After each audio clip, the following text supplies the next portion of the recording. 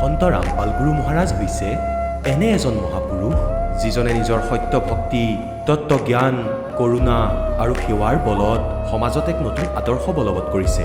সন্ত ৰামপাল গুৰু মহাৰাজৰ নেতৃত্বত তেওঁৰ সকলো সৎলোক আশ্ৰমে কৰা বিস্ময়কৰ সমাজ কল্যাণমূলক কামে সমাজখনক সোণালী ভৱিষ্যতৰ এক নতুন আশা দেখুৱাইছে। সন্ত ৰামপাল গুৰু মহাৰাজৰ পৰা নাম দীক্ষা গ্ৰহণ কৰাৰ পিছত লাখ লাখ লোকৰ কৰ্কট ৰোগ, এইডছ আদি দুৰাৰোগ্য ৰোগ নিৰাময় হ'ল। সন্তজনাৰ জ্ঞানৰ পৰা অনুপ্ৰাণিত হৈ তেওঁৰ অনুগামীসকলে লাখ লাখ ইউনিট ৰক্তদান কৰে। সন্তজনাই লাখ লাখ ভগ্নী কন্যাৰ যৌতুকমুক্ত বিয়াৰ আয়োজন কৰালে। সন্তজনাই লাখ লাখ মানুহক ড্ৰাগছ আসক্তিৰ পৰা মুক্ত কৰিলে। কোটি কোটি ধ্বংসপ্ৰাপ্ত পৰিয়াল শান্তিত লাগিল।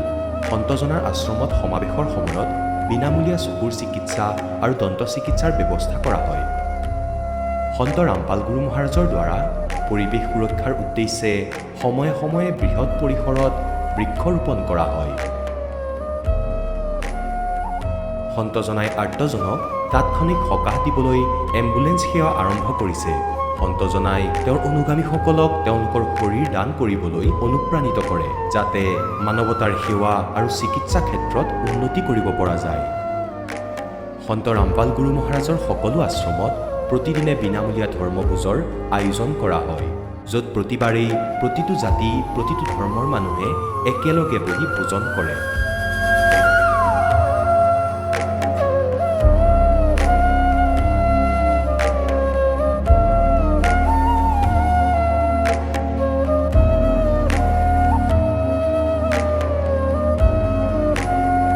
সন্ত ৰামপাল গুৰু মহাৰাজৰ অন্নপূৰ্ণা অভিযানে দৰিদ্ৰ আৰু অসহায় লোকসকলৰ জীৱনত এক নতুন শক্তি আৰু আশাৰ সঞ্চাৰ কৰিছে। ঘৰে ঘৰে খাদ্য সামগ্ৰী আৰু প্ৰয়োজনীয় সাহায্য প্ৰদান কৰি সন্ত ৰামপাল গুৰু মহাৰাজে মানুহক দুখ আৰু অসহায় অৱস্থাৰ সৈতে যুঁজিবলৈ শক্তি প্ৰদান কৰিছে।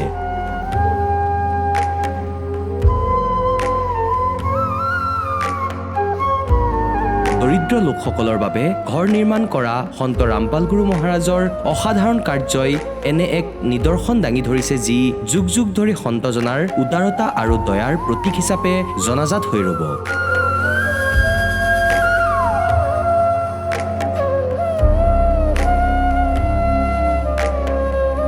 সন্ত ৰামপাল গুৰু মহাৰাজৰ আশ্ৰমত সহস্ৰাধিক বৃদ্ধ বৃদ্ধাই শ্ৰদ্ধা আৰু মৰমেৰে জীৱন যাপন কৰাৰ সুযোগ পায়। তেওঁলোকৰ থকা খোৱাৰ আৰু স্বাস্থ্যৰ সম্পূৰ্ণ দায়িত্ব সন্ত ৰামপাল গুৰু মহাৰাজে বহন কৰে।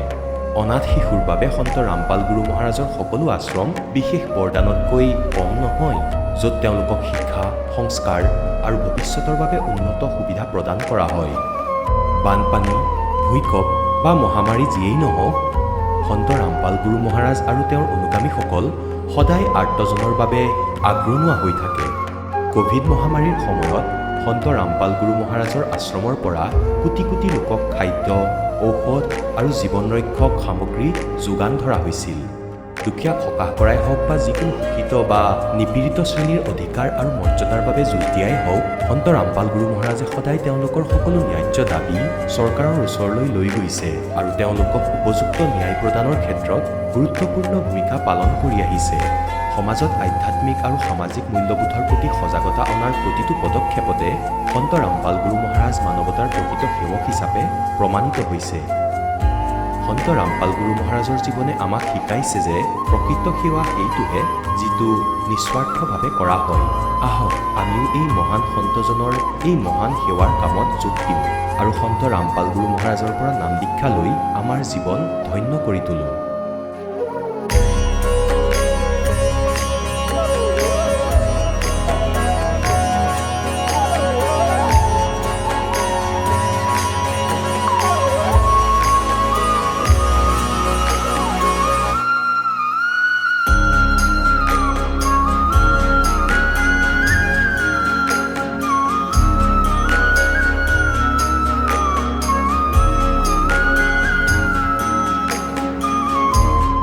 আপোনালোকক পৰিয়ালৰ সৈতে সৎলোক আশ্ৰমলৈ আন্তৰিকতাৰে আমন্ত্ৰণ জনোৱা হ'ল।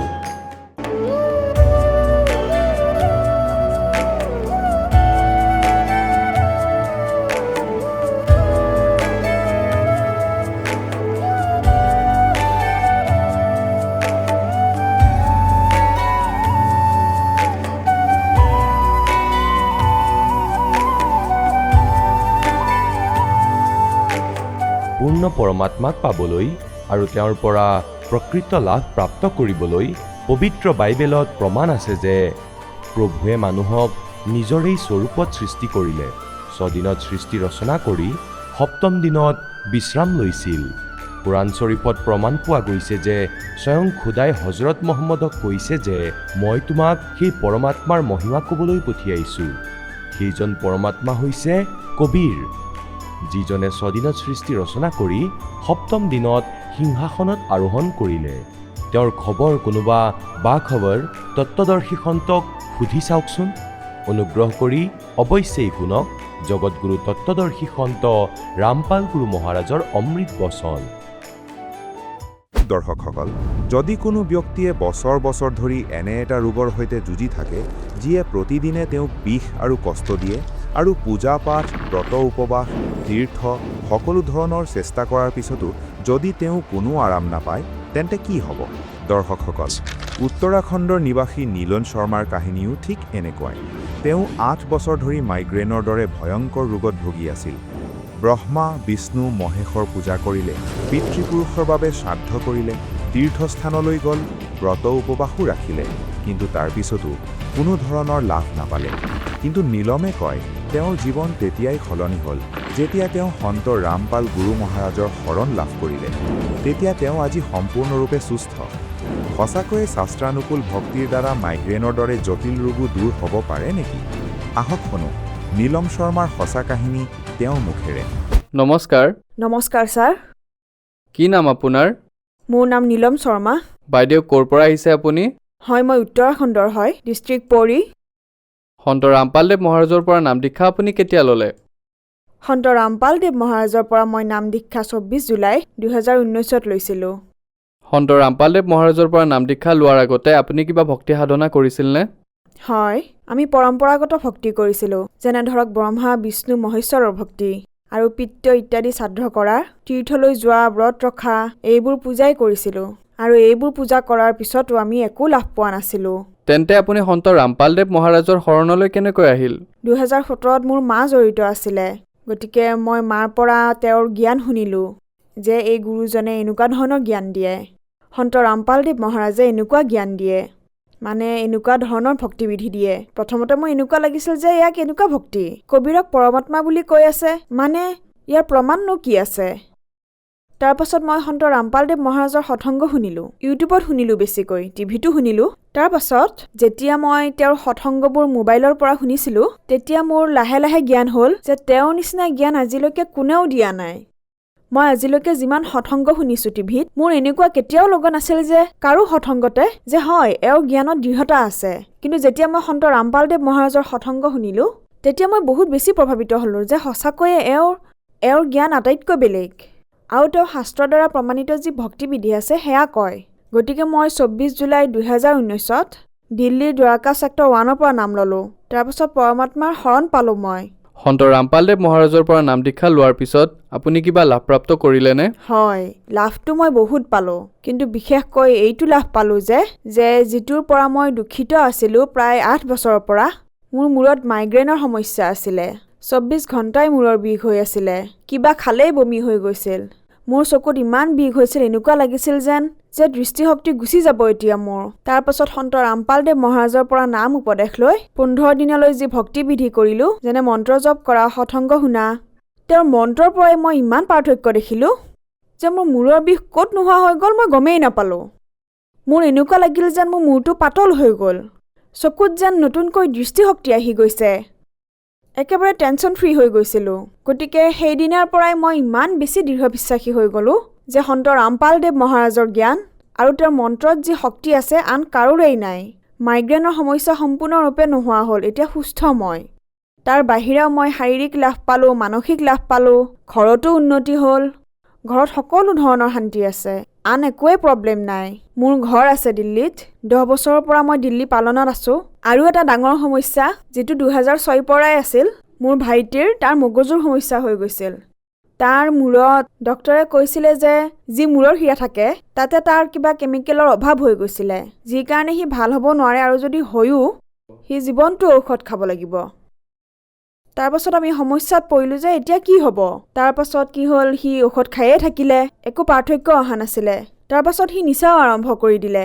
বিড়ি গুটখা 24 ঘণ্টাই খাইছিলে। ৰাতি 12টা বজাত উঠি বিড়ি খাইছিলে, গালি পাৰিছিলে, ঘৰ পৰিয়ালক মানে সি বহুত বেয়া অৱস্থা কৰি পেলাইছিলে আৰু নিজৰো বেয়া অৱস্থা কৰিছিলে। তাৰপাছত তাক 2007ত আমি নিচামুক্তি কেন্দ্ৰলৈ পঠিয়ালোঁ, হৰিদ্বাৰত। তাত তাৰ লগত বহুত বেয়া ব্যৱহাৰ কৰা হ'ল। তাক মাৰিছিলে আৰু বিভিন্ন ধৰণে তাক অশান্তি দিয়া হৈছিলে। মানে বহুত বেয়া অৱস্থা হৈ গৈছিলে। সিটো অলপ চলপ পাগল হৈছিলে, কিন্তু নিচামুক্তি কেন্দ্ৰত যোৱাৰ পিছত সি আৰু বেছি পাগল হৈ গৈছিল। ইমানেই পাগল হৈ গ'ল যে সি একো গমেই নাপাইছিলে। না তাৰ খোৱাৰ হুঁচ আছিলে, না কাপোৰ পিন্ধাৰ হুঁচ আছিলে, না পানী খোৱাৰ হুঁচ আছিলে। কলৈ যায় একোৱেই নাজানে। কেতিয়াবা কৰবালৈ গুচি যায়, কেতিয়াবা বেলেগ গাঁৱলৈ গুচি যায়, কেতিয়াবা চহৰলৈ যায়, কলৈ গৈ আছে নাজানেই। মোৰ মায়ে ছাৰ্ভিচ কৰে, মা স্বাস্থ্য বিভাগৰ নাৰ্ছ হয়। মোৰ মা ইমানেই দুখী হৈ গৈছিলে যে তেওঁ চাকৰিয়ে চাব নে সন্তানটোক চাব। আমি কেৱল 2টা ভাই ভনীয়ে আৰু কোনো নাই আমাৰ। আমাৰ যি সম্পৰ্কীয়সকল তেওঁলোক দূৰত থাকে, যেনে মোৰ খুৰাদেউ, তেওঁ বাহিৰত থাকে। গতিকে মোৰ ভাইটিক চম্ভালিবলৈও কোনো নাছিল ঘৰত, কাৰণ মোৰ মায়ে চাকৰি কৰে স্বাস্থ্য বিভাগত। গতিকে অৱস্থা ইমানেই বেয়া হৈ গৈছিল। তেতিয়া কোনোবাই ক'লে যে ইয়াক নিচামুক্তি কেন্দ্ৰলৈ পঠোৱা। তাতেতো আমি একো লাভ নাপালোঁ। তাৰপিছত তাৰ পৰা দিল্লীত লাল মনোহৰ লোহিয়া হস্পিটেলত দেখুৱালোঁ। তাতেও সি 3-4 মাহ থাকিলে, ট্ৰিটমেণ্ট কৰিলে। তাতেও এনেকুৱা হৈছিলে যে তাত ঔষধ খাইছিলে আৰু শুই গৈছিলে। তাতেও সেই একেই সমস্যা, বিড়ি খাই, গুটখা খাই, ইফালে সিফালে গুচি যায়। তাৰ লগত সকলো সময়তে লাগি থাকিব লাগিছিলে, কলৈ গুচি যায় ঠিকেই নাই। তাতে 3-4 মাহ থকাৰ পিছত তাক আমি ঘৰলৈ লৈ আহিলোঁ, একেই কণ্ডিশ্যন। তাৰপিছত আমি ইয়ালৈ মানে দিল্লীত আমাৰ খুৰা থাকে, তেওঁ ক'লে যে লেডি হাৰ্ডিঙত দেখুওৱা, তাতে মগজুৰ এখন হস্পিটেল আছে, গতিকে তাত দেখুওৱা তাক। তাৰপিছত আমি লেডি হাৰ্ডিঙলৈ আনিলোঁ। তেওঁলোকেও সেইটোৱেই ক'লে যে তাৰ মগজুত তত্ত্বৰ অভাৱ হৈছে, চিন্তা কৰাৰ শক্তি নাই, তাৰ পাহৰি যায়, নাজানেই কলৈ যায়। তাতো এডমিট কৰালোঁ, তাতেও থাকিল। তাতেও আমি 1%ও লাভ দেখা নাপালোঁ। তাৰপিছত ঘৰলৈ আনিলোঁ। কোনোবাই কোৱাত আমি পণ্ডিতৰ ওচৰলৈ নিলোঁ, কাৰণ ডক্তৰৰ পৰাটো হাৰি গ'লোঁ। গতিকে ঘৰত মানুহে ক'লে যে পণ্ডিতৰ ওচৰলৈ যোৱা অলপ। পণ্ডিতে কয় যে তোমালোকৰ ঘৰত কি দোষ আছে কি নাই। যেতিয়া আমি পণ্ডিতৰ ওচৰলৈ গ'লোঁ, তেওঁ ক'লে যে আপোনালোকে ঘৰত ভাগৱত কৰাওক, 7 দিনৰ ভাগৱত কৰাওক, চাব আপোনালোকৰ সকলো সমস্যাই দূৰ হৈ যাব। আপোনালোকৰ ঘৰত পেটৰ দুখ আছে আৰু পেটেই ভাল কৰিব লাগিব, আন একোৱেই ভাল কৰিব নোৱাৰে। তেতিয়া মোৰ মায়ে ক'লে যে বাৰু ঠিক আছে, এয়াও কৰি মই চাই লওঁ। তেতিয়া মোৰ মায়ে ভাগৱত কৰালে 7 দিনৰ। পণ্ডিতকো মাতিলে, বহুত ভালদৰে কৰালে, ধুমধামেৰে। আমি বহুত ভালদৰে কৰালোঁ। ভাল হ'ব বুলি আমি 3-4 লাখ টকা খৰচ কৰি পেলালোঁ। অন্ততঃ মোৰ ভাইটো ঠিক হৈ যাব। ভাগৱত কৰিলোঁ 7 দিনৰ, ভালকৈ বিদায় দিলোঁ পণ্ডিতক। ইমান পইচা খৰচ কৰাৰ পিছতো 1%ৰো আমি লাভ নাপালোঁ। কোৱা হয় ন 1% বুলি, তাৰ পৰা আমি 1%ও লাভ নাপালোঁ।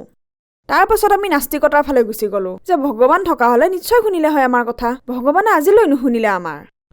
ইমান মানে দুখী হৈ গৈছিলোঁ আমি। দুখী হোৱাৰ বাবে এদিন মোৰ মায়ে সন্ত ৰামপালদেৱ মহাৰাজৰ সৎসংগ শুনিলে টিভিত। যেতিয়া মোৰ মায়ে সৎসংগ শুনিছিলে, তেতিয়া কৈছিলে যে এয়া কি জ্ঞান হয়, য'ত কৈ আছে যে ব্ৰহ্মা বিষ্ণু মহেশ্বৰটো সংসাৰৰূপী বৃক্ষৰ শাখা হয়, এওঁলোক পূৰ্ণ পৰমাত্মা অবিনাশী ভগৱান নহয়। তাৰপিছত মোৰ মায়ে ফোন কৰিলে তালৈ যে এয়া কেনেকুৱা জ্ঞান হয়। সন্ত ৰামপালদেৱ মহাৰাজৰ শিষ্য জড়িত হৈ আছিলে, আমাৰ গাঁৱৰ ওচৰে পাজৰে আছিলে ঘৰ, যে এনেকুৱাই জ্ঞান হয়। তেওঁৰ ছোৱালীজনীৰো বেমাৰ আছিলে, ভূত প্ৰেতৰ বাধা আছিল। তাৰপিছত মোৰ মায়ে ক'লে ঠিক আছে বাৰু, ময়ো নাম ল'ম। তাৰপিছত মোৰ মায়েও নাম ল'লে। তাৰপিছত সন্ত ৰামপালদেৱ মহাৰাজৰ পৰা তেওঁক নাম দীক্ষা আমি 2018ত দিয়ালোঁ। তাৰ পাছত আমি বহুত লাভ পালোঁ। সি নিচা কৰিব এৰিলে, আৰু সেয়া যে সি য'ত ত'ত গুচি গৈছিলে সেয়াও নোহোৱা হ'ল, আৰু সি ভক্তিও কৰে এতিয়া। আৰু যে সি আগতে নিজৰ পাৰ্চনেল কামো নকৰিছিলে, নিজৰ গা ধোৱা সেইবোৰো নকৰিছিলে। তাৰপাছত সি মাৰ কথা শুনিবলৈ ধৰিলে, সকলো কাম কৰিবলৈ ধৰিলে, যেনে দৈনন্দিন কাম। তাৰপাছত পৰমাত্মাৰ কৃপাত মোৰ মায়ে গাড়ীও ল'লে তাৰ বাবে। সন্ত ৰামপালদেৱ মহাৰাজৰ দয়াত দিল্লীত প্লটো ল'লোঁ, নজফগড়ত 50 গজৰ, আৰু বহুত লাভ পালোঁ। আমি শান্তিৰে খাব ল'ব ধৰিলোঁ। 12 বছৰ পিছত আমি হাঁহিব শিকিলোঁ। হহা কি হয় আমি তেতিয়াহে গম পালোঁ। শান্তিৰে খোৱা বোৱা কৰাটো কি হয়, এয়া আমাৰ জীৱনৰ আটাইতকৈ ডাঙৰ লাভ, সন্ত ৰামপালদেৱ মহাৰাজৰ দয়াত। এতিয়া তাৰ তাত এতিয়া আটাইতকৈ ডাঙৰ পৰিৱৰ্তন এটা দেখা গৈছে যে সি ভক্তিও কৰিব ধৰিছে, নিচাও এৰিলে সি পৰমাত্মাৰ কৃপাত। এতিয়া সুখেই সুখ মোৰ ঘৰত। মোৰ মাৰ ভৰিত আগতে গাৰ হৈছিলে, খোজ কাঢ়িব নোৱাৰিছিলে। মাৰ ভৰিত যি গাৰ হৈছিলে সেয়া সৰুৰ পৰাই আছিলে। মোৰ মায়ে বহুত ঠাইত দেখুৱাইছিলে, কিন্তু কোনো লাভেই হোৱা নাছিলে। ডক্টৰে কৈছিলে যে আপোনাৰতো এয়া সৰুৰ পৰাই আছে, ভাল নহ'ব। আপুনি এইটো কৰিব পাৰিব যে ইয়াৰ অলপ চাৰ্জাৰী কৰাব পাৰিব, ইয়াৰ চাৰ্জাৰী কৰালেহে এয়া ঠিক হ'ব। তাৰপাছত মোৰ মায়ে ভাবিছিল চাৰ্জাৰী কৰালে বা কি হৈ যায়।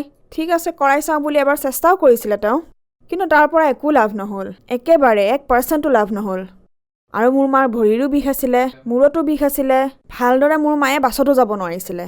মোৰ মায়ে যেতিয়া চাকৰিৰ কাৰণে হস্পিটেললৈ গৈছিলে, ডিউটিলৈ গৈছিলে, বাছত উঠিবই পৰা নাছিলে। তাৰপাছত সন্ত ৰামপালদেৱ মহাৰাজৰ পৰা নাম দীক্ষা লোৱাৰ পিছত আমাৰ ঘৰত যি সুখ হ'ল, সেয়া ইমান সুখ পালোঁ, মই লাভ পালোঁ, মই ক'ব নোৱাৰিম যে হে পৰমাত্মা, আপোনাক যদি আমি আগতেই পালোহেঁতেন তেনেহ'লে আমি ইমান দুখৰ সন্মুখীন হ'বলগীয়া নহ'লহেঁতেন। আৰু এতিয়া আমি বহুত সুখত আছোঁ, মানে বৰ্তমান বাহিৰে ভিতৰে বহুত উন্নতি হৈছে আমাৰ সন্ত ৰামপালদেৱ মহাৰাজৰ কৃপাত। সন্ত ৰামপালদেৱ মহাৰাজৰ পৰা নাম দীক্ষা লোৱাৰ পিছত আপুনি বহুত লাভপ্ৰাপ্ত কৰিলে। গতিকে যিসকল দৰ্শকে আজি আপোনাক চাই আছে তেওঁলোকো আপোনাৰ দৰে দুখত আছে। তেওঁলোকে সন্ত ৰামপালদেৱ মহাৰাজৰ পৰা নাম দীক্ষা লোৱাৰ বাবে কি কৰিব লাগিব? সন্ত ৰামপালদেৱ মহাৰাজৰ পৰা নাম দীক্ষা লোৱাৰ বাবে টিভি চেনেলত সৎসংগ আহে, তাৰে তলত হালধীয়া শাৰী এটা আহে, তাতে যি আশ্ৰমৰ নাম্বাৰ দিয়া থাকে তাতে আপোনালোকে কণ্টেক্ট কৰিব পাৰে। সেই নাম্বাৰবোৰ লৈ আপোনালোকে কল কৰিব পাৰে আৰু ক'ব পাৰে আপোনালোকৰ যিবোৰ সমস্যা আছে। নাম দীক্ষা লোৱাৰ আগতে পোনপ্ৰথমে আপোনালোকে জ্ঞান বুজি লওক। যদি সন্ত ৰামপালদেৱ মহাৰাজৰ আপুনি জ্ঞান বুজি পায়, তেতিয়া আপোনালোকে গম পাই যাব যে এওঁৰ জ্ঞান কেনেকুৱা হয়, তেওঁ কেনেকুৱা ভক্তি বিধি কয়, যি শাস্ত্ৰৰ জ্ঞানৰ প্ৰমাণিততকৈ প্ৰমাণিত হয়। শাস্ত্ৰত যি প্ৰমাণিত জ্ঞান আছে সেই অনুসৰিয়েই তেওঁ ভক্তি বিধি দিয়ে। আজি আমাৰ দেশত ইমানবোৰ ধৰ্মগুৰু বহি আছে, কাৰো ওচৰতে ভক্তি বিধি নাই। তেওঁলোকে জনতাক লুটিছে আৰু ঠগাইছে।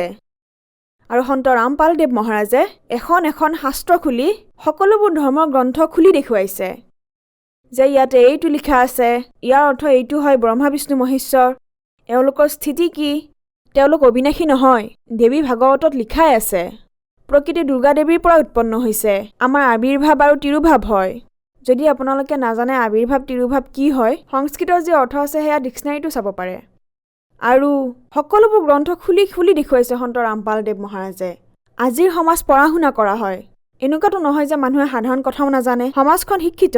সন্ত ৰামপালদেৱ মহাৰাজৰ সৎসংগ ইউটিউবত চাব পাৰে, ইউটিউবত আহে, ফেচবুকত আছে, ইনষ্টাগ্ৰামত আছে, সকলো ঠাইতে সন্ত ৰামপালদেৱ মহাৰাজৰ সৎসংগ চলি আছে। প্ৰথমতে তেওঁৰ জ্ঞান শুনক ধ্যানপূৰ্বক, আৰু আনফালে যি আন গুৰু আছে আমাৰ ধৰ্মীয় যিসকল সন্ত আছে, যিসকল গুৰু আছে, যিসকল মণ্ডলেশ্বৰ আছে, তেওঁলোকৰ জ্ঞানৰ সৈতে কম্পেয়াৰ কৰক। আপোনালোক শিক্ষিত, ঠিক আছে, আপোনালোকে তেওঁলোকৰ জ্ঞান আৰু এওঁৰ জ্ঞান কম্পেয়াৰ কৰক। আমাৰ গুৰু সন্ত ৰামপালদেৱ মহাৰাজৰ জ্ঞান আৰু তেওঁলোকৰ জ্ঞানৰ মাজত কি পাৰ্থক্য আছে তাৰ পাছত চাওক। তাৰ পাছত আপোনালোকে সত্যতাবোৰ জানিব যে আমাৰ ধৰ্মগ্ৰন্থত কি লিখা আছে, যে আমাক কি কৈ আছিলে, আমাক কি ভক্তিৰ কথা কৈ আছিলে।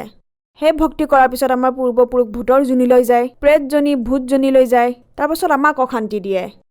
তাৰপিছত আমাৰ পণ্ডিতসকলে ঘূৰাই ঘূৰাই আমাক সেই কথাটোতে লগাই থাকে, এইটো কৰা সেইটো কৰা, কিয়নো আমি ভুগি থৈছো ইয়াক 12-15 বছৰ ধৰি, বহুত বেছি। কিয়নো আমি ইমান পইচা খৰচ কৰি থৈছো এই পণ্ডিতসকলৰ পাল্লাত পৰি আৰু এই পূজা পাৰ্বণৰ পাল্লাত পৰি। এতিয়া আমি কাণত ধৰিছো যে আমাকতো ভগৱানে দি দিছে সঁচা জ্ঞান। সন্ত ৰামপালদেৱ মহাৰাজে পূৰ্ণৰূপেৰে জ্ঞান দিছে।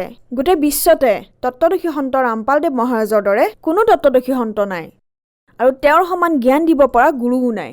গতিকে মই ভগত সমাজক বিনম্ৰ নিবেদন কৰি প্ৰাৰ্থনা জনাওঁ যে আপোনালোকে সন্ত ৰামপালদেৱ মহাৰাজৰ জ্ঞান শুনক। আপোনালোকে চাওকচোন তেখেতৰ জ্ঞান কেনেকুৱা হয়। তেখেতৰ কিতাপ পঢ়ক, জীৱনৰ সুগম পথ, এতিয়া তোমাৰ জ্ঞান অমৃত, জ্ঞান গংগা, এই কিতাপ অৰ্ডাৰ কৰিব পাৰে। যি হালধীয়া শাৰী আহে তাত কণ্টেক্ট নম্বৰ আছে। আপোনালোকে নিজৰ বাবে ফ্ৰী কিতাপো অৰ্ডাৰ কৰিব পাৰে। আপোনালোকে সেই কিতাপ পঢ়ক, সেই জ্ঞানবোৰ চাওক। আপোনালোকে চাব আপোনালোকৰ কিমান লাভ হ'ব। ঘৰত অশান্তি নহয়। পোনপ্ৰথমেতো আপোনালোকে এইটো গম পাব যে আমি সংসাৰলৈ আহিছোঁ কিয়, আৰু আহিছোঁ যদি আমি যাম কিয়, আৰু যদি যাবলগীয়া আছে কলৈ যাম। যাবলগীয়া আছে যদি আমি কলৈ যাম, ক'ৰ পৰা আহিছোঁ, আৰু আমি মৰাৰ পিছত কলৈ যাওঁ। আৰু এই জ্ঞান আৰু গৃহ ৰহস্য কেৱল সন্ত ৰামপালদেৱ মহাৰাজেহে দিছে, আৰু কোনো ধৰ্মগুৰুৱে দিয়া নাই। ধন্যবাদ। সৎ চাহেব। দৰ্শকসকল, আপোনালোকে শুনিলে সন্ত ৰামপাল গুৰু মহাৰাজৰ পৰা নাম দীক্ষা প্ৰাপ্ত কৰি সুখী হোৱা ভকতৰ অনুভৱ। এতিয়া চাওক জগতগুৰু তত্ত্বদৰ্শী সন্ত ৰামপাল গুৰু মহাৰাজৰ মংগল প্ৰবচন। গতিকে তৃতীয় প্ৰকাৰৰ পুণ্যকৰ্মী প্ৰাণী আপোনালোক, যিয়ে সতলোক আশ্ৰম বৰবালা জিলা হিছাৰ হাৰিয়ানাৰ পৰা এই দাসৰ পৰা দীক্ষিত হৈছে। আপোনালোকে নিজৰ কাৰণ দালে নিজৰ মূল্য নাজানে, সোণাৰীয়েহে জানে। এই দাস সোণাৰী পাৰ্ঘত বনাই দিছে পৰমেশ্বৰে, আৰু আপোনালোক পৰমাত্মাৰ হীৰা মুকুতা লাল আপোনাক পৰীক্ষা কৰি আছে। আপোনালোকৰ মূল্য কিমান? পুণ্যাত্মাসকল পৰমাত্মাক দয়ালু বুলি কয়। দয়াৰ সাগৰ তেওঁ, সঁচাকৈয়ে দয়াৰ সাগৰ। আমি যে সত্যলোকত ডাঙৰ ভুল কৰিছিলোঁ, নিজৰ পিতৃক এৰি আমি এই দুষ্ট কালৰ ওপৰত আস্থা ৰাখিছিলোঁ, আমি প্ৰতিব্ৰতা পদৰ পৰা আঁতৰি গৈছিলোঁ। আমি ইমান কষ্ট দিছিলোঁ, তথাপিও আমাৰ দুখবোৰ তেওঁ চাই থাকিব নোৱাৰিলে। আমাৰ বাবে ইয়াত ভ্ৰমি ফুৰে, কাৰোবাৰ গালি খায়, কাৰোবাৰ পাথৰৰ মাৰ খায়, আৰু এতিয়া কালে এনেকুৱা এটা বান বনাইছে, ভগৱানৰো আহিবলৈ কঠিন হৈছে। এনেকৈ ধৰ্ম জাতিত ভাগ কৰি দিছে, এনেকুৱা নকৰি সন্ত পন্থ বনাই দিছে, এনেকুৱা ভুল জ্ঞান আমাৰ হৃদয়ত সোমোৱাই দিছে যে আমি সত্য জ্ঞান শুনিও প্ৰসন্ন নহওঁ। পৰমাত্মাই যেতিয়া শুনাবলৈ আহে আমি শত্ৰু হৈ পৰোঁ। এনেকুৱা স্থিতিত সেই সমৰ্থবানৰ বাহিৰে আমালৈ সেই জ্ঞান কোনেও পঠাব নোৱাৰে। গতিকে সেই সমৰ্থবানজনে নিজৰ সমৰ্থতাৰ প্ৰমাণ দেখুৱাইছে। সেই মালিকে দয়া কৰিছে, কলিযুগত আপোনালোকক শিক্ষিত কৰিছে। এই শিক্ষাৰ যুগ পুণ্যাত্মাসকল চন 1947-48 পাছতহে ভাৰতবৰ্ষত হৈছিলে, তাৰে আগতে একেবাৰে শিক্ষা নাছিল। আৰু 1951 দাসক পঠিয়াই দিলে নিজৰ মৰমীয়াল আত্মাবোৰক উপদেশ দিবলৈ।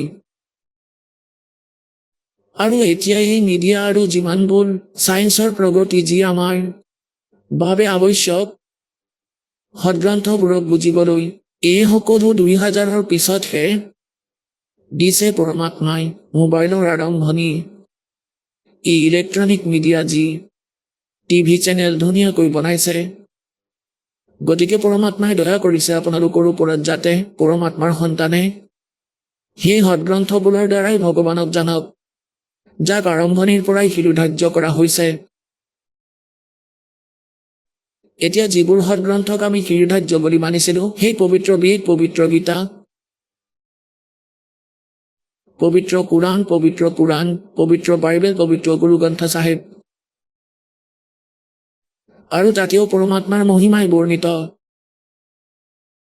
সেই সদগ্ৰন্থবোৰত পৰমাত্মাৰ যি মহিমা আছে, যিজন পৰমাত্মাৰ ওপৰত সেই সৰ্ব সদগ্ৰন্থই প্ৰমাণ দিয়ে, গতিকে তেওঁ পৰমাত্মা।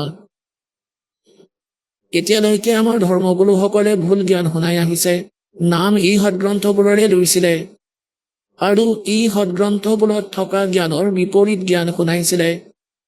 আৰু সেই লোকবেদবোৰ ইমান বিশ্বাসী হৈ গৈছিল যে আমি সঁচা বুলি মানি লৈছিলোঁ। যদিও আমি গীতা, বেদ, পুৰাণ পঢ়ি আছিলোঁ, কিন্তু আমাৰ জ্ঞানৰ আধাৰ সেই ডুপ্লিকেট জ্ঞানেই আছিলে যি আগতে আমি শুনিছিলোঁ।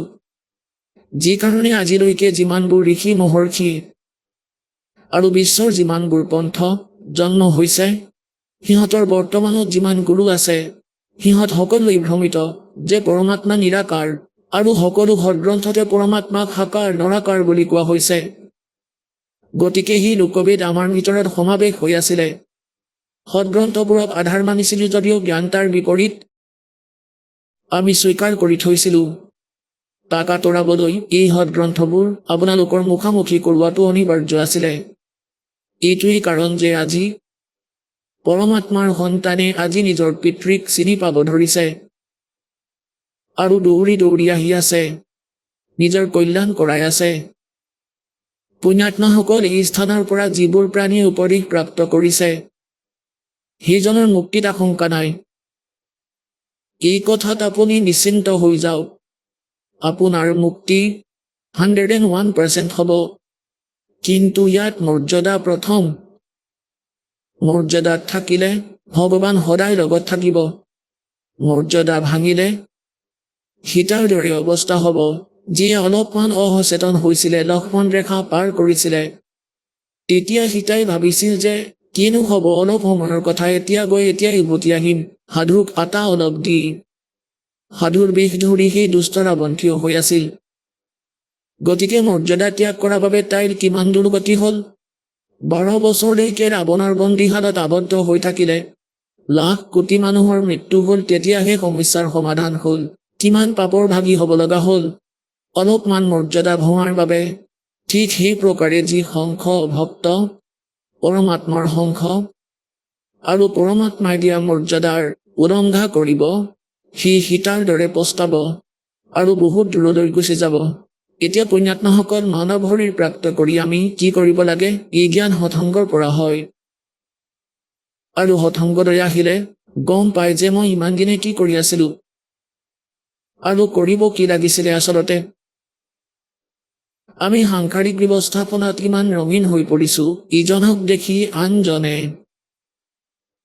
আৰু আমি সেই কাৰ্যকে অন্তিম বুলি মানি থৈছো। স্কুললৈ পঠিওৱা, ডাঙৰ দীঘল কৰি বিয়া পাতি দিয়া, এটা চাকৰি পাই গ'লে ভগৱান তাৰ পিছত মৰি যাম নিশ্চয়কৈ।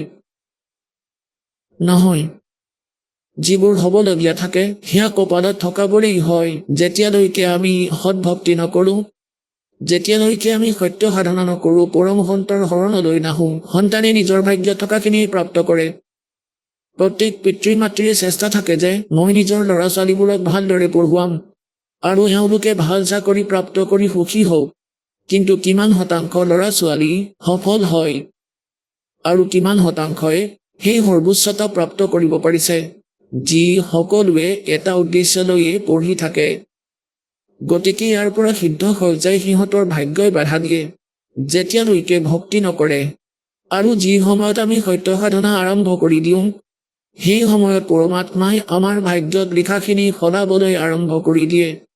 সেই সমৰ্থবান পৰমাত্মাই আমাৰ কৰ্মৰ লেখা চেঞ্জ কৰিব পাৰে। ইয়াৰ বাহিৰে কোনো না ব্ৰহ্মাদেৱ, না বিষ্ণুদেৱ, না শিৱদেৱ, না দুৰ্গা, না গণেশ, না ব্ৰহ্ম বা পৰব্ৰহ্মই আমাৰ ভাগ্য চেঞ্জ কৰিব নোৱাৰে। যাৰ যেনেকুৱা সংস্কাৰ তেনেকৈ পাব। ঠিক আছে, পুণ্য কৰিলে পুণ্য বেলেগকৈ জমা হৈ গৈ থাকিব, যিয়ে পাপ কৰে সেয়াও বেলেগকৈ ডিপজিট হ'ব, আৰু দুয়োটাই আপোনালোকে ভুগিব লাগিব। আৰু যেতিয়া আমি পৰমেশ্বৰৰ শৰণলৈ আহোঁ, সত্যপুৰুষ কবিৰ পৰমেশ্বৰৰ শৰণলৈ পৰম সন্তৰ মাধ্যমেৰে, তেতিয়া তেওঁ আমাৰ পাপ কৰ্মবোৰৰ নাশ কৰি দিয়ে। তেওঁ সক্ষম, তেওঁ সমৰ্থবান, আৰু আমাৰ পুণ্যহে বাকী থাকি যায়। যেনেকৈ আজিকালি খেতিত, শস্যত অযথা ঘাঁহ বনবোৰ নাশ কৰিবলৈ এনেকুৱা ঔষধ বনোৱা হৈছে, শস্য সিঁচাৰ সময়ত সেয়া পানীত ঢালি দিয়া হয়, সেয়া শস্যত আৰু সকলো ঠাইতে ছটিওৱা হয়। সেয়াই শস্যক ক্ষতি সাধন নকৰে, কিন্তু অযথা ঘাঁহবোৰ নষ্ট কৰে। এই প্ৰকাৰে সেই ঔষধ যি পৰমাত্মাই আহি ডিক্লেয়াৰ কৰিছে, সাৰ্বজনীন কৰিছে, সেই সত্য সাধনাৰ পৰা আপোনাৰ পাপৰ নাশ হৈ যাব, আপোনাৰ পুণ্য বাচি থাকিব। এতিয়া এই কথাটো সকলোৱে জানে যে পুণ্যৰ পৰা সুখ হয় আৰু পাপ দুখৰ কাৰণ। যেনে কাৰোবাৰ ভৰিত কাঁইটে বিন্ধিলে কাঁইটডালৰ পৰাই কষ্ট পায় তেওঁ। আৰু যদি তেওঁ কোনোবা ব্যক্তিৰ ওচৰলৈ যায় আৰু যদি তেওঁক কয়, যেনে অন্য সন্তই, অন্য দেৱতাসকলৰ যি পূজাৰী, তেওঁলোকে এনেকুৱা সিদ্ধান্ত দিয়ে, কয় যে প্ৰথমতেতো যন্ত্ৰ মন্ত্ৰ কৰাৰ কথা কয়, দুখী ব্যক্তিজনক এনেকুৱা কৰা বুলি। আৰু যদি একো লাভ নাপায় তেতিয়া কয় যে এয়া আপোনাৰ ভাগ্যত লিখা আছে, এয়া আপোনাৰ কপালত অঁকা আছে, এইখিনিতো নাশ কৰিব পৰা নাযাব, ইয়াক ভুগিলেহে শেষ হ'ব। আৰু কয় যে ভগৱানৰ ভক্তি কৰা, হৰে কৃষ্ণ হৰে ৰাম, সীতাৰাম ৰাধে শ্যাম। আৰু লগতে এইটোও কয় যে ভক্তি কৰি থকা, ভৱিষ্যতলৈ দুখ নহ'ব। এতিয়া পুণ্যাত্মাসকল যদি কাৰোবাৰ ভৰিত কাঁইটে বিন্ধে আৰু যদি তাক কোনোবাই উপদেশ দিয়ে কাঁইটডালটো নোলাই, এইডাল তোমাৰ আজীৱন ভৰিত থাকি যাব, এই কষ্টও পায়েই থাকিবা। আৰু যদি তাক কোনোবাই উপদেশ দিয়ে যে জোতা পিন্ধিবা, ভৱিষ্যতত কাঁইটে নিবিন্ধে, কাঁইট লাগি থকা ভৰিত জোতা পিন্ধিব নোৱাৰি, দুগুণ বিষ কৰিব। প্ৰথমতে কাঁইট উলিয়াব লাগিব, তাৰ পিছত উপদেশ দিব লাগিব যে তুমি জোতা খুলি খোজ নাকাঢ়িবা, নহ'লে ভৱিষ্যতত এনেকুৱা দুখ তুমি আকৌ পাবা। গতিকে এই ভয়তে সেই ব্যক্তিয়ে যাৰ কাঁইটডাল ওলাই গ'ল আৰু জোতা পালে, সি এইটো ভয়তে আৰু কেতিয়াও জোতা নোখোলে, যাতে আকৌ সেই বিপদটো নহওক, আকৌ কষ্ট যাতে নহওক। গতিকে পুণ্যাত্মাসকল, আজি যিসকল কষ্টত আছে, যিয়ে দুখত ভক্তি কৰে সিহঁতো ভাল আত্মাই হয়, আৰু যিয়ে সুখত কৰে সিহঁতৰ কথানো কি ক'ম। যিয়ে সুখত ভক্তি কৰি আছে সিহঁত কেতিয়াবা নহয় কেতিয়াবা বিচলিত নিশ্চয় হ'ব। আৰু যিয়ে দুখী হৈ ভগৱানৰ চৰণলৈ আহে সিহঁতে জানেই সুখৰ মূল্যৰ কথা। সিহঁতৰো জীৱনত কেতিয়াও ডিষ্টাৰ্ব নহ'ব, কাৰণ সিহঁতে জানে যে যদি মই ভগৱানৰ এই ভক্তি ত্যাগ কৰি দিওঁ, জোতা খুলি দিওঁ, তেন্তে সেই কাঁইট মোৰ যাত্ৰাত আকৌ ভৰিত লাগিবলৈ আৰম্ভ কৰিব, তেতিয়া মই এই খোজো যাব নোৱাৰিম। গতিকে সেইবাবে কবিৰ চাহেবে কয়, सुख के माथे पत्थर पड़ो, नाम हृदय से जावे, बलिहारी उस दुख के जो पल पल नाम रटावे। পৰমাত্মাই আমাক সংকেত দিয়ে যে ভগৱানক এইটো খোজা যে ভগৱান সেই সুখত জুই লাগক যি সুখৰ বাবে আপোনাক পাহৰো। এনেকুৱা সুখ নিদিব দাতা যাৰ বাবে আপোনাৰ পৰা দূৰ হৈ যাওঁ। এনেকুৱা কষ্ট দি থাকিব দাতা যাতে আপোনালৈ মনত পৰি থাকে। গতিকে পুণ্যাত্মাসকল, এই জীৱনত সফল হোৱাৰ এয়া ফৰ্মুলা। ইয়াক ভালদৰে মুখস্থ ৰাখিবা, নিজৰ জীৱনত এপ্লাই কৰিবা। সুখ বহুত বিপদজনক এই প্ৰাণীৰ বাবে। আমি সত্যলোকত মহাসুখী আছিলো, কিন্তু ভগৱানক পাহৰিলো। এই নকলিজনৰ পিছে পিছে আহিলো। ই কি দিলে আমাক? ইয়াত আমাক কুকুৰ বনালে, কুকুৰণী বনালে, গাধ বনালে, গোবৰ খোৱালে। কাৰোবাৰ কেঞ্চাৰ, কাৰোবাৰ ভৰি কটা গৈছে, কাৰোবাৰ চকু বেয়া হৈছে, কোনোবাই বিষত ভুগি আছে, কোনোবাই টেনচনত আছে, কোনোবাই কিবা কাৰণত দুখী, কোনোবাই কিবা। গতিকে এয়া দিছে ই আমাক। আৰু আমি সমৰ্থবানজনক এৰিলো কাৰণ আমি সুখী আছিলো। গতিকে এনেকুৱা সুখ এই পৃথিৱীত এনেইতো নাই, কিন্তু আমি মিছা সুখকে সুখ বুলি মানো, যি কাৰণে আমি পৰমাত্মাৰ পৰা দূৰ হৈ যাওঁ। তাৰপিছত সেয়া আমাৰ বাবে কিমান বিপদজনক হয়। পিছত এয়া আৰু কেতিয়াও সহজে সমাধান নহয়, বহুত সময় লাগে। গতিকে পুণ্যাত্মাসকল, পৰমাত্মাই আমাৰ দোষবোৰৰ নিবাৰণ কৰে। আমাৰ সংস্কাৰত যি পাপ কৰ্ম আছে সেই কাঁইটবোৰ উলিয়াই দিয়ে। আৰু আকৌ আহিবলগীয়া জীৱনৰ যাত্ৰাত সেই সমৰ্থবান পৰমাত্মাই আপোনাৰ জীৱনৰূপী যাত্ৰাক এনেদৰে ঝাৰু মাৰে, এনেদৰে চফা কৰে যে যাতে মোৰ মৰমীয়াল আত্মাই জীৱনত আহিবলগীয়া ভৱিষ্যতত যি ইয়াৰ সংস্কাৰৰূপী কাঁইট উপচি পৰি আছে সেয়া চাফা কৰি গৈ থাকে আগে আগে, যাতে মোৰ মৰমৰ সন্তানে মৰমীয়াল আত্মাই কাঁইটৰ খোজ নাখাওক। কিন্তু কাৰ বাবে? जैसे पति भरता जमी पर जो जो धर है पाँव, समर्थ झाड़ू देत है ना काटा लग जावे। কয় পতিব্ৰতা। পতিব্ৰতা কোন হয়? যেনেকৈ গীতা অধ্যায় নম্বৰ 13 লিখা আছে যে অবেভিচাৰী ভক্তিৰে যিয়ে সাধনা কৰে পৰমাত্মা তেওঁৰ ওচৰে পাজৰে থাকে। বেভিচাৰী ভক্তি কোনবোৰ? যেনেকৈ এজনী ছোৱালীয়ে নিজৰ স্বামীৰ বাহিৰে অন্য বহুত ব্যক্তিৰ সৈতে সম্বন্ধ ৰাখে, তেন্তে তাই বেভিচাৰী ছোৱালী। অবেভিচাৰিণী পতিব্ৰতা নিজৰ স্বামীৰ অতিৰিক্তে লাগিলে কোনোবাই সোণ হৈ থিয় হওক তাত আস্থা নাৰাখে, তেন্তে তাই অবেভিচাৰিণী। বেভিচাৰিণী ভক্তি সেইবোৰ যে আমি ঈশ্বৰ ৰূপত, যেনেকৈ আগতে আমাৰ কিমান দেৱতা, আমাৰ ঈশ্বৰ আছিলে। হনুমান দেৱ ঈশ্বৰ, বাবা শ্যামদেৱ ঈশ্বৰ, শ্ৰীকৃষ্ণ বিষ্ণুদেৱ ঈশ্বৰ, ৰামচন্দ্ৰ ঈশ্বৰ, শ্ৰী বিষ্ণুদেৱ ঈশ্বৰ, শ্ৰী শংকৰ ঈশ্বৰ আৰু মাতা ঈশ্বৰ। মানে এওঁলোক সকলোৱে আমাৰ মালিক আছিল, আমাৰ ঈশ্বৰ আছিলে। আমি আমাৰ মালিক বুলি মানি লৈছিলো। গতিকে সেয়া আমাৰ বেভিচাৰী ভক্তি আছিলে। আৰু আমি যাক ঈশ্বৰ বুলি মানিব লাগিছিলে, যিজন আমাৰ প্ৰকৃত পতি মালিক, তেওঁৰ জ্ঞানেই নাছিলে আমাৰ। এতিয়া আমি কেৱল একমাত্ৰ কবিৰ পৰমেশ্বৰকেই ঈশ্বৰ বুলি মানিম, স্বামী বুলি মানিম, সৰ্বে সৰ্বা বুলি মানিম, মালিক বুলি মানিম। আৰু অন্য যিমানবোৰ দেৱতা আছে, যিমানবোৰ মন্ত্ৰ জপ কৰোঁ, আমি তেওঁলোকক ঈশ্বৰ বুলি নামানো। এওঁলোক আমাৰ মালিক নহয়, স্বামী নহয়। যেনেকৈ সেইটো আমাৰ এনেকুৱা ব্যৱহাৰ, যেনেকৈ এগৰাকী পতিব্ৰতা নাৰীয়ে এটা জইণ্ট ফেমিলিত থাকে। তাতে ভায়েক ভাই বোৱাৰী থাকে, ননদো থাকে, ডাঙৰ দাদাক বৌয়েক শহুৰ শাহুৱেক, সিহঁত সকলোৱে থাকে। আৰু তাই সকলোকে যথা উচিত আদৰো কৰে। কিন্তু তাই নিজৰ স্বামীত যি শ্ৰদ্ধা ৰাখে, যিদৰে সমৰ্পণ কৰে, তাই অন্যক কৰিব নোৱাৰে পতিব্ৰতা নাৰীয়ে। এইটোও নহয় যে তাই আনৰ লগত কথাই নাপাতিব। পতিব্ৰতাৰ এইটো লক্ষণ নহয় যে আনৰ লগত কথাই নাপাতিব। নিজৰ স্বামীৰ বাহিৰে স্বামীৰ লগত যি সম্পৰ্ক, যি সমৰ্পণ, সেয়া স্বামীৰ সৈতেই সম্বন্ধিত।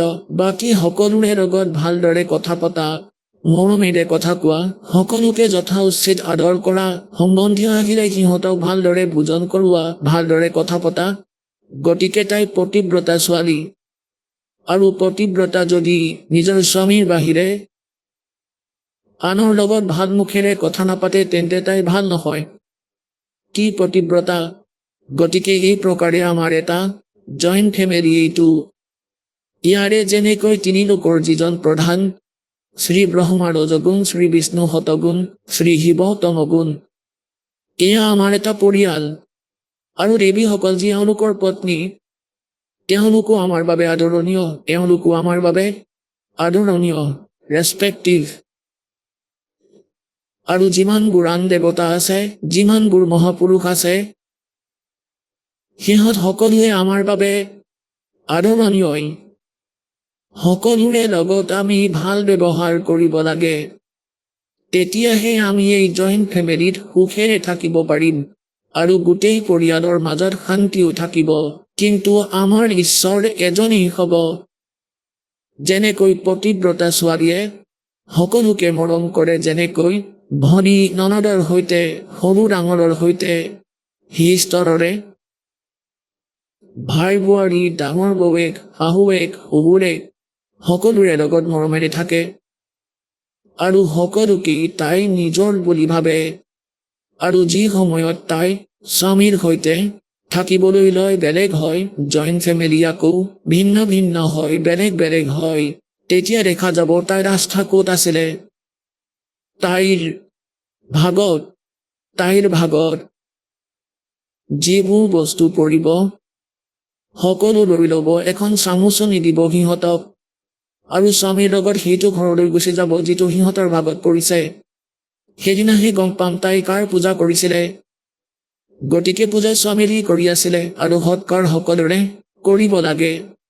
ঠিক এই প্ৰকাৰে আমি যেতিয়া সত্য লোকলৈ যাম, আমাৰ স্বামী কবিৰ দেৱ, মালিক, আৰু আমি তেওঁৰ আত্মা। আমি ইয়াত যেতিয়ালৈকে থাকোঁ, বাকীবোৰ ইয়াৰে দেৱতা। এওঁলোকৰ লগতো আমাৰ বহুত কাম আছে। যেনেকৈ প্ৰধানমন্ত্ৰীৰ ব্যক্তি যদি তেজপুৰত থাকে, এতিয়া ইয়াৰ কামটো DC, মন্ত্ৰী, মুখ্যমন্ত্ৰী এওঁলোকেই কৰিব লাগিব। এবাৰ ফোন কৰিলেই হ'ল, কাম হাজিৰ হৈ যাব। গতিকে ইমানখিনি সুবিধা পাব সেই সমৰ্থমানৰ চৰণলৈ আহিলে। কিন্তু এওঁলোক বেয়াটো নহয়, এওঁলোক শত্ৰুৱে নহয়, এওঁলোকতো মিত্ৰহে হ'ল। গতিকে এই প্ৰকাৰেই আমি আমাৰ কবিৰ পৰমাত্মাক যে ইষ্ট পূজা কৰিম। আৰু বাকী দেৱতাসকল আদৰণীয়। আমাৰ সকলো কাম এওঁলোকে দৌৰি দৌৰি কৰিব, আপোনাৰ লগত থাকিব, আপোনাৰ সুৰক্ষা দিব, কাৰণ আপোনালোক সমৰ্থবানৰ সন্তান। যদি প্ৰধানমন্ত্ৰীৰ কোনোবা ইয়ালৈ আহে, তেন্তে চাবা SPDC সদায় কেনেদৰে আহি উপস্থিত হ'ব। গতিকে কোৱাৰ ভাৱ এইটো যে এওঁলোক বেয়া নহয়। আমাৰ যিমানবোৰ দেৱী দেৱতা আছে সকলোৱে ভাল, এওঁলোক ভাল আত্মা।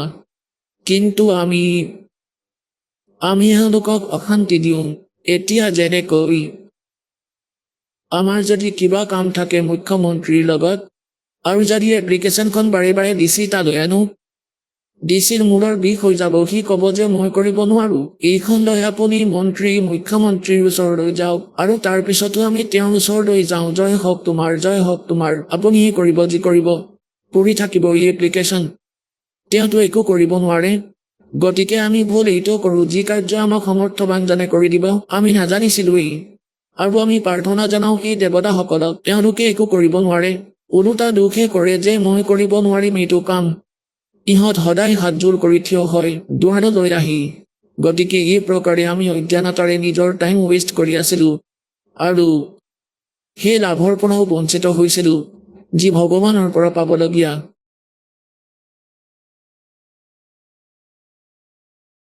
গতিকে যেতিয়া প্ৰতিব্ৰতা পদত আমি আহিম,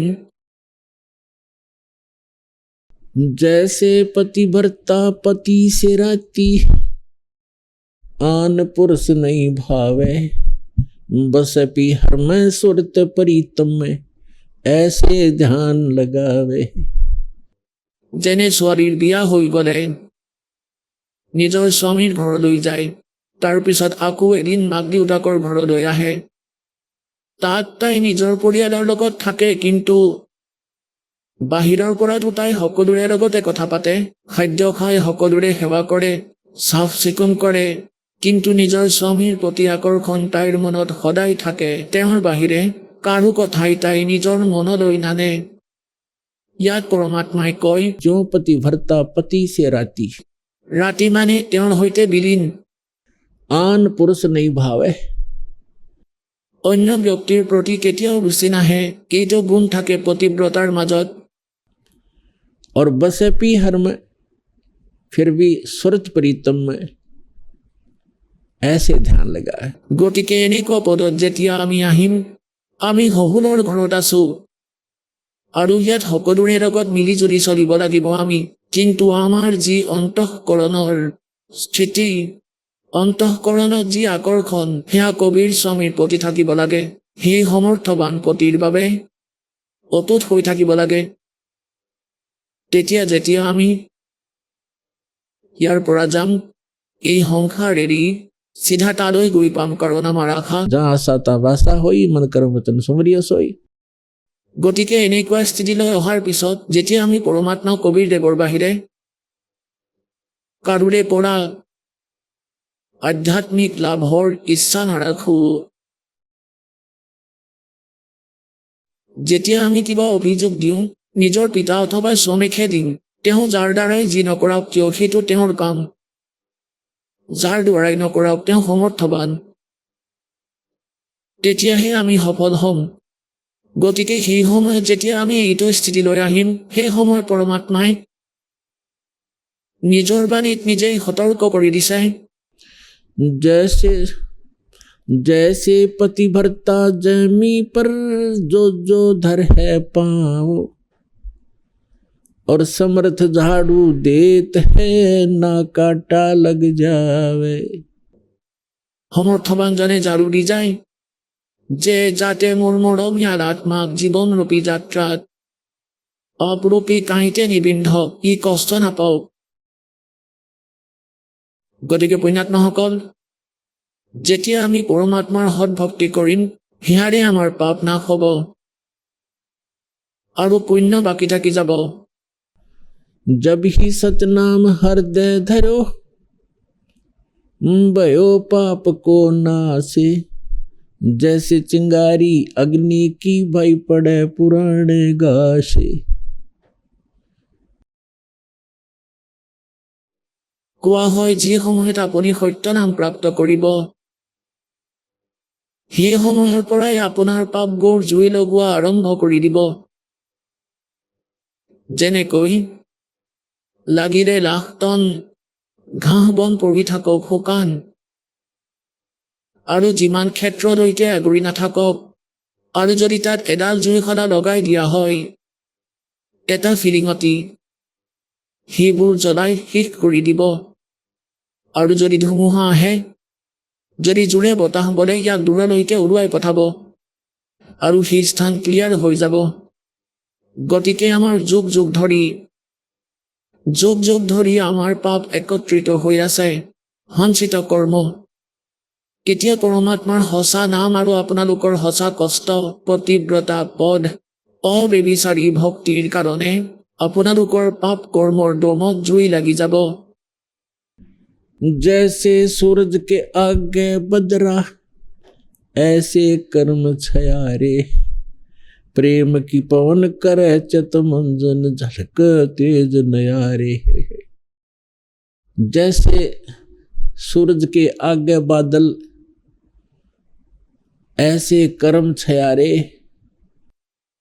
আত্মা আৰু পৰমাত্মাৰ মাজত যেনে সূৰ্যৰ সন্মুখত ডাৱৰ আহিলে সূৰ্যৰ প্ৰপাৰ যি পোহৰ সেয়া আমালৈ আহি নাপায়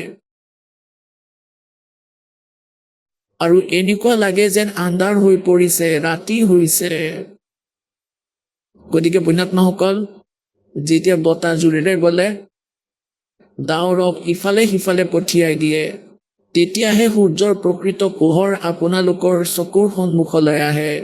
ঠিক সেই প্ৰকাৰে যুগ যুগ ধৰি পাপ কৰ্মৰ ছায়া আত্মা আৰু পৰমাত্মাৰ মাজত বাধা হৈ আছে। এই সত্য নাম সঁচা শ্ৰদ্ধা মনেৰে ভক্তি কৰিলে সেয়া এনেকৈয়ে আঁতৰি যাব। সেই ডাৱৰ আঁতৰি যাব, পাপৰ ডাৱৰ। जैसे सूरज के आगे बदरा ऐसे कर्म छयारे प्रेम की पवन करे चित मंजन झलके तेज नयारे। প্ৰেমৰ বতাহ বলিব পৰমাত্মাৰ ভক্তি আৰম্ভ কৰিলে। আৰম্ভণিতে ইমান ভাল নালাগিব, কাৰণ পাপ কৰ্ম আমাৰ যুগ যুগ ধৰি সংগ্ৰহ হৈ আছে আৰু আমাক প্ৰভাৱিত কৰি আছে। আৰম্ভণিতে অলপ জোল কৰিবলগীয়া হয়। এই জীৱই ইমানখিনি কষ্টটো কৰিবই লাগিব, ইমানখিনি মন্ত্ৰটো আপুনি পঢ়িবই লাগিব, আৰতিও কৰিব লাগিব, নিত্য নিয়মো কৰিব লাগিব, ৰামায়ণেও কৰিব লাগিব। গতিকে আৰম্ভণিতে আপুনি জোল কৰিবলগীয়া হ'ব আৰু আপোনালোকে নিবিচাৰিলেও আৰম্ভ কৰি দিব, কাৰণ আপোনালোকে সুস্থ হ'ব লাগিব, মুক্তিপ্ৰাপ্ত কৰিব লাগিব। তাৰপিছত কিছুদিনৰ পিছত চাব, যেতিয়ালৈকে ভক্তি নকৰে তেতিয়ালৈকে টোপনি নাহিব। সেই নাম বাৰে বাৰে জপ কৰিলে আপোনাৰ আনন্দ লগা আৰম্ভ হ'ব। গতিকে আপোনাৰ অন্তঃকৰণত যি পাপ কৰ্মৰ যি হেঁচা আছিলে, প্ৰভাৱ আছিলে, সেয়া আঁতৰি গৈ থাকিব। যেনেকৈ तुलसी पिछले पाप से हरि चर्चा न भावे जैसे जवर के वेग से भूख विदा हो जावे। যেনে ধৰক কোনোবা ব্যক্তিৰ বেমাৰ হৈছে, জ্বৰ, আৰু তেওঁ খোৱা বস্তু তিতা পায়, প্ৰতিদিনে খোৱা আহাৰো মুখত দিবলৈ টান পোৱা হয়, বমি কৰিব বিচাৰে। কাজু, খিচমিচ, কমলা, আপেল এইবোৰ কিমান সোৱাদ লগা ফল হয়। জ্বৰ থকা ব্যক্তিয়ে সেয়াও তিতা পায়। নাটো মিঠা বস্তুবোৰ তিতা হয়, না আপেল কমলা তিতা। আহক আমি এতিয়া সেই শ্ৰদ্ধালুসকলৰ অনুভৱবোৰ জানো, যিসকলে জগতগুৰু তত্ত্বদৰ্শী সন্ত ৰামপাল গুৰু মহাৰাজৰ পৰা দীক্ষাপ্ৰাপ্ত কৰিছে তথা তেওঁ কোৱা ভক্তিমাৰ্গ এওঁলোকে অৱলম্বন কৰি আছে। নমস্কাৰ দৰ্শকসকল, যদি কোনো ব্যক্তিয়ে সৰুৰে পৰাই ভগৱানৰ ভক্তি কৰি আহে, হনুমানৰ ব্ৰত ৰাখে, শ্ৰীকৃষ্ণৰ পূজা কৰে আৰু গণেশৰ সাধনা কৰে, কিন্তু ইমানখিনি কৰাৰ পিছতো জীৱনত নাহে সুখ, নাহে শান্তি আৰু সৰুৰে পৰাই ৰোগ ব্যাধিয়ে এৰি নিদিয়ে, তেন্তে প্ৰশ্ন উঠে, এনে কিয় হয়? দৰ্শকসকল, আজি আমি আপোনালোকক পৰিচয় কৰাই দিম অসম ৰাজ্যৰ কামৰূপ জিলাৰ নিবাসী শ্যামল কুমাৰৰ সৈতে। শ্যামলে সমাজত চলি অহা পৰম্পৰাগত ভক্তি অনুসৰি শ্ৰীকৃষ্ণ আৰু গণেশৰ সাধনা কৰিছিল। তেওঁ হনুমানৰ ব্ৰত উপবাস ৰাখিছিল, কিন্তু এই সকলো কৰাৰ পিছতো জীৱনত কোনো প্ৰকৃত লাভ নাপালে। সৰুৰে পৰাই তেওঁ শ্বাসজনিত ৰোগত ভুগি আছিল, যাৰ বাবে তেওঁৰ জীৱন বহু কষ্টেৰে ভৰা আছিল। কিন্তু যেতিয়া তেওঁ সন্ত ৰামপাল গুৰু মহাৰাজৰ পৰা নাম দীক্ষা গ্ৰহণ কৰিলে, তেতিয়া তেওঁৰ জীৱনত আহিল এক অদ্ভুত পৰিৱৰ্তন। শ্যামলে কয় যে নাম দীক্ষা লোৱাৰ পিছত তেওঁ শাৰীৰিক, মানসিক আৰু আৰ্থিক তিনিও দিশতে আশ্চৰ্যজনক লাভ পায়। আহক শুনো শ্যামল কুমাৰৰ সঁচা আৰু প্ৰেৰণাদায়ক কাহিনী তেওঁ নিজৰ মুখেৰে। নমস্কাৰ ছাৰ। নমস্কাৰ ছাৰ। ছাৰ কি নাম আপোনাৰ? মোৰ নামটো শ্যামল কুমাৰ। ছাৰ আপুনি ক'ৰ পৰা আহিছে? মই ডিষ্ট্ৰিক্ট কামৰূপ মেট্ৰ অসমৰ পৰা আহিছোঁ। ছাৰ আপুনি সন্ত ৰামপাল গুৰু মহাৰাজৰ পৰা নাম দীক্ষা কেতিয়া লৈছিল? আগষ্টৰ 10 তাৰিখ আৰু 2017। আপুনি সন্ত ৰামপাল গুৰু মহাৰাজৰ পৰা নাম দীক্ষা লোৱাৰ আগতে অন্য কিবা ভক্তি সাধনা কৰিছিলনে? হয়, জেনেৰেল মানুহে যেনেকৈ ভক্তি কৰে, যেনেকৈ হনুমানৰ ভক্তি, শ্ৰীকৃষ্ণ ভক্তি সাধনা এইবিলাকেই কৰিছিলোঁ। যেনেকৈ হনুমান গণেশৰ আছিলে অকণমান 1.5 আঙুল আকন্দৰ এনেকুৱা সৰু বনাই পেলাই পূজা কৰিব লাগে সিদ্ধিৰ কাৰণে। আৰু কামাখ্যা দেৱী আমাৰ ইয়াতে যায়, যেনেকৈ কামাখ্যা দেৱীৰ ওচৰত অম্বুবাচীত যাব লাগে, লাল কাপোৰ আনি এইবিলাক তাবিজ চাবিজ বনাই কাম কৰে। আৰু আপুনি যিহেতু জনালে যে আপুনি আপোনাৰ সমাজত প্ৰচলিত পৰম্পৰাগত আটাইবিলাক সাধনা কৰি আছিলে, তাৰ দ্বাৰা আপোনাৰ কিবা লাভ হৈছিলনে? কোনো লাভ পোৱা নাছিলোঁ। মই হনুমানৰ প্ৰত্যেক দিন মঙলবাৰে ব্ৰত উপবাস ৰাখিছিলোঁ, ৰাতিপুৱাৰ পৰা আবেলিলৈ। তাৰপিছত আহাৰ কৰিছিলোঁ, লেংগুৰ চৰাইছিলোঁ, কিন্তু আজিলৈ কোনো ফল পোৱা নাছিলোঁ। কৃষ্ণদেৱৰ জন্মাষ্টমীত পুৰা ৰাতি আমি নাম কীৰ্তন ধৰিছিলোঁ, তথাপি কোনো উপকাৰ হোৱা নাছিল।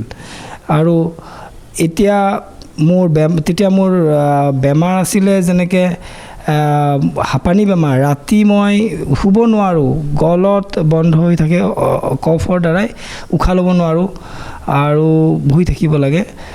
কোনো ডক্তৰ, সকলো ডক্টৰৰ ওচৰত গৈছোঁ, যেনেকৈ মাৰোৱাৰ গুৱাহাটীত চবচে দামী মাৰোৱাৰী মেটাৰনিটি হস্পিটেল আছিলে, তাৰ ডক্টৰে মোক ইনহেলাৰ দিছিল। বজাৰত সেই ইনহেলাৰো পোৱা নাছিলোঁ। গতিকে বহুত কষ্টত আছিলোঁ। আৰু কোৰ্টৰ ফালৰ পৰা আইন কানুনত বহুত কোৰ্ট কেছ আগুৰি ধৰিছিল। মই মানে বহুত নাৰ্ভাছ হৈ গৈছিলোঁ। পঢ়া শুনাৰ পৰা আজি পঢ়িব পৰা নাছিলোঁ, যাৰ কাৰণে যিহেতু কোৰ্ট কেছ আৰু বিভিন্ন ধৰণৰ ৰোগ ব্যাধি আছিলে, এইবিলাকৰ অসুবিধাৰ কাৰণে একো হোৱা নাছিলে। ছাৰ আপুনি সন্ত ৰামপাল গুৰু মহাৰাজৰ শৰণলৈ কেনেকৈ আহিল? এনেকুৱাকৈ আহিলোঁ যে মই যেতিয়া ব্ৰত কৰি হনুমানৰ ব্ৰত কৰিছিলোঁ সদায়, আহি মই এঘৰ মানুহ তাত ডেইলি বহিছিলোঁ। মোৰ বন্ধু আছিলে শংকৰ বুলি, মোৰ ঘৰৰ ওচৰতে। তেওঁ তাৰমানে মোক এই টিভিত এই প্ৰগ্ৰামটো দেখা পাই মোক সদায় বহাইছিল আৰু কৈছিল, এওঁ কৈ আছে যে কবিৰ চাহেবৰ এনেকুৱা বোলে ভগৱান হয়, ব্ৰহ্মা বিষ্ণু মহেশ্বৰ ভগৱান নহয়। মোক থুলমূলকৈ তেওঁলোকে কৈছিলে। এইটো মই তেতিয়া কৈছিলোঁ যে এইটো কেনেকৈ হ'ব পাৰে, ব্ৰহ্মা বিষ্ণু মহেশ্বৰ ভগৱান নহয় আৰু হনুমান ভগৱান নহয়, কি ধুনীয়া ধুনীয়া ভগৱান, কবিৰ চাহেব ভগৱান। ঠিক আছে, তেনেহ'লে তেওঁ কৈছিলে যে মইতো এইবিলাক নামানো, মই এনেকৈ কৈছিলোঁ। আৰু এইবিলাক মই কৈছোঁ এই প্ৰগ্ৰামবিলাক টিভিত নাচাবা, এনেকৈ কৈছিলোঁ। কিন্তু তেওঁ ৰেগুলাৰ চাইছিলে আৰু তেওঁ দিল্লীলৈ ফোন কৰিছিলে, বিভিন্ন ধৰণৰ ৰোগ বোলে ভাল হৈছে টিভিত প্ৰগ্ৰামবিলাকত যিবিলাক সাক্ষাৎকাৰ আহে সেইবিলাক চাই তেওঁ অনুপ্ৰাণিত হৈছিলে। আৰু তেওঁ হোজাইত গৈ নাম দীক্ষাৰ কাৰণে মোক লগ ধৰিলে যাবৰ সময়ত। তেতিয়া মই তেওঁক সহায় কৰাৰ কাৰণে মই গ'লোঁ তেওঁৰ লগত। আৰু তেওঁ নাম দীক্ষা লৈ আহিলে, মই নাম দীক্ষা লৈ অহা নাছিলোঁ। তেওঁ লগত আহোঁতে কিছুমান কিতাপ আনিছিলে, এই কিতাপ এখন খালি মই পঢ়িছিলোঁ। আৰু মই কৈছোঁ, তোমাৰ যদি বেমাৰটো ভাল হয় ঠিক আছে, ময়ো নিশ্চয় নাম ল'ম। তেওঁ 15 দিন 20 দিন ভক্তি কৰাৰ পিছত তেওঁ ক'লে তেওঁতো কোনো বেমাৰ নাই, ভাল হৈ গৈছে বেমাৰ, এনেকৈ কৈছে। যে ময়ো ভাবিলোঁ যে তোমাৰ যদি বেমাৰটো ভাল হৈছে তেনেহ'লে ময়ো টেষ্টিং কৰি চাওঁ।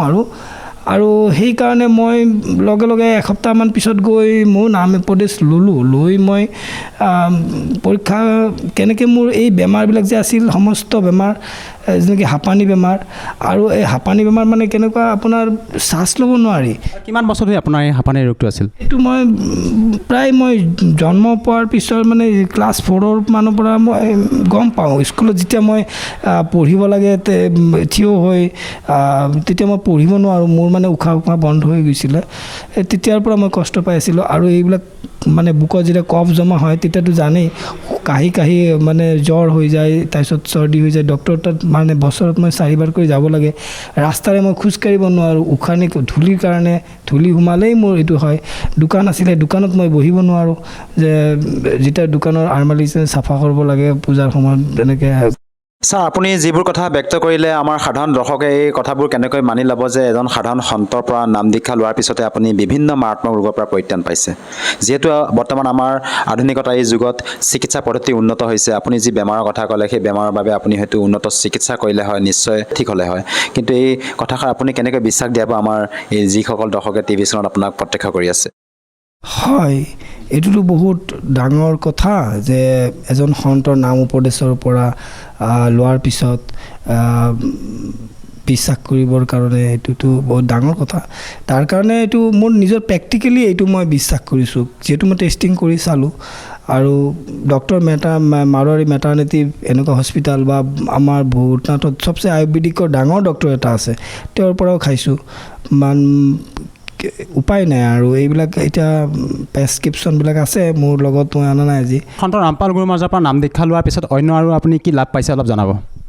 হয়, মইতো RTI ৰিচাৰ্চ পাৰ্চন। মই যিবিলাক কোৰ্ট কেছ মানে 2003ত আমি হাৰি গৈছিলোঁ, হাইকোৰ্টে অৰ্ডাৰ দিছে যে মোৰ দেউতাৰ লগত এটা কেছ চলি আছিলে যে মই ঘৰৰ পৰা ওলাব লাগে। হাইকোৰ্টেও ওলাব দিছে যে এই কেছটো ডিছমিছ কৰি দিছিলে যে তোমালোকে ঘৰৰ পৰা ওলাই যোৱা।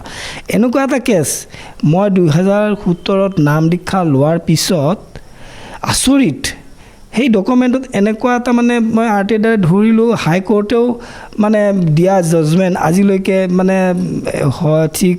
ঠিকমতে ঘৰৰ এইবিলাক লাগু হোৱা নাই তেনেকুৱা। আৰু NF ৰেলৱে মই বহুত RTI দিছোঁ, দিয়াৰ পিছত মালিগাঁও এৰিয়াটো জানেই 3000, 4000, 5000 বিঘা মাটি ৰেলৱে দখল কৰি আছে। এইবিলাকৰ ওপৰত মই বহুত RTI দি মই সুফল পোৱা নাছিলোঁ, কিন্তু 2017ৰ পিছত তেওঁলোকে মানে মানি ল'লে আৰু ডিমাৰ্গেট কৰিলে। তেওঁলোকৰ RTI দিয়াৰ পিছত এইবিলাক সুফল পাইছোঁ, তেওঁলোকে নিজৰ মাটি এৰি দিলে আৰু ডিমাৰ্গেট কৰিবলৈ বাধ্য হৈ গ'ল মই RTI বিলাক দিয়াৰ পিছত। আৰু এনেকুৱা ডাঙৰ ডাঙৰ কেছ মোকৰ্দমাত মই মানে সফলতা অৰ্জন কৰিছোঁ। অন্য কিবা লাভ ছাৰ জনাব। অন্য ফালৰ পৰা এতিয়া ফাইনেন্সিয়েলি মই খুবেই ভাল, এতিয়া মোৰ বিজনেছত বহুত উন্নতি। আগতে ছাৰ আপুনি কি কৰিছিল? আগতেতো মোৰ কম্পিউটাৰ ক্লিনিক বুলি এখন আছিলে, আমাৰ ফেঞ্চি বজাৰ দোকান এখন আছিলে, তাতে মই কম্পিউটাৰ কাম কৰিছিলোঁ।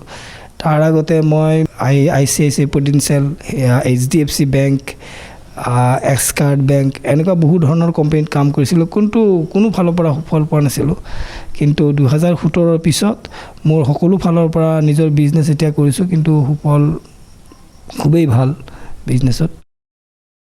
ছাৰ, সঁচাকৈ আচৰিত কথা, এজন সাধাৰণ সন্তৰ পৰা নাম দীক্ষা লোৱাৰ পিছতে আপুনি বিভিন্ন প্ৰকাৰে লাভ পালে, শাৰীৰিকভাৱে হওক বা আৰ্থিকভাৱে হওক। যিসকল দৰ্শকে আপোনাক আজি টিভি স্ক্ৰীণত প্ৰত্যক্ষ কৰি আছে, আপুনি তেওঁলোকক কি বাৰ্তা দিব বিচাৰে যাতে তেওঁলোকেও আপোনাৰ দৰে উপকৃত হ'ব পাৰে?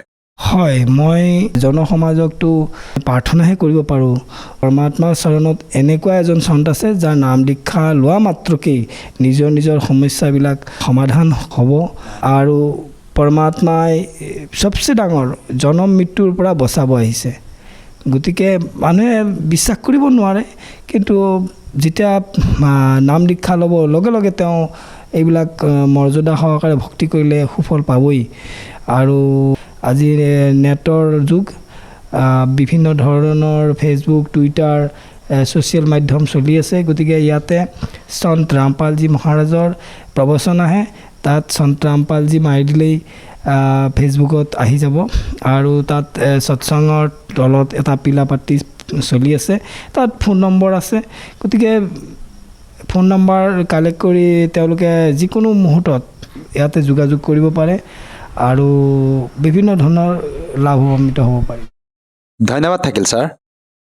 सच्चाई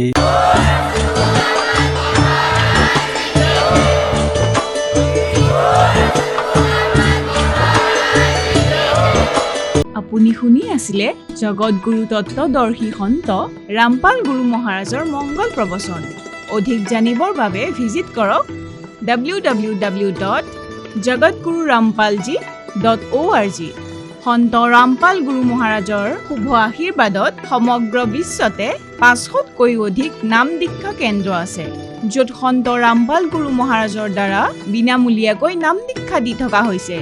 আপোনাৰ ওচৰৰ নাম দীক্ষা কেন্দ্ৰৰ ঠিকনা জানিবলৈ সম্পৰ্ক কৰক 7082208528।